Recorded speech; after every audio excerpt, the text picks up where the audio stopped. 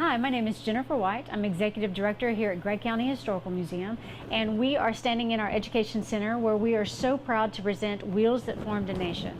It's an exhibit that looks at how we have progressed and moved forward as a country to the United States, or to the America that we are now.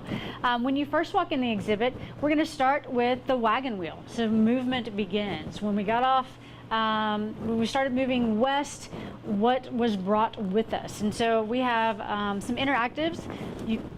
Kids or adults can spin the wheel and just identify different things that were carried on the wagons. We have a wagon wheel itself, some of the clothing and blankets and the spinning wheels that were brought. And from the wagon wheel, we go into the railroad. So Longview was built, or Gregg County as a whole was built because of the railroad. We have some images of some different trains, a railroad trunk. We have a video that highlights the train running through Gregg County.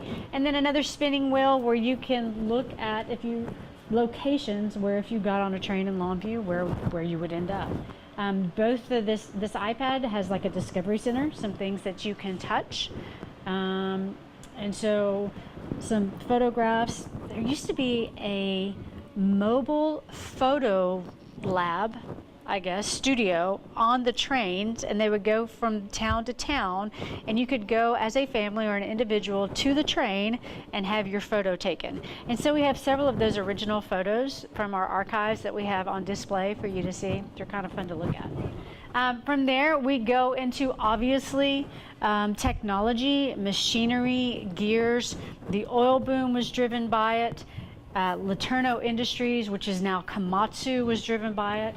We have half of a tire from Komatsu Industries because the whole tire, the whole tire is taller than this room. So you can kind of stand next to it and get an idea or a perspective of how big this machine is. It just implies or suggests the power behind that machinery. One of my favorite things is this nice little tricycle from 1936. It's a 1936 Skyhawk. That's an authentic. I'm going to say that I didn't have anything quite as cool growing up, but they are fun to look at. And then the tandem bikes from 1960. We have the Western Flyer from the 70s, and then a more modern 1980s. Next to some pictures from Longview. You can see the junction in downtown Longview of the beginning of the cars in our car collection, with another panoramic view of Longview. And that's actually where Pine Tree Road hits Highway 80. One of those buildings is still here today that you can see.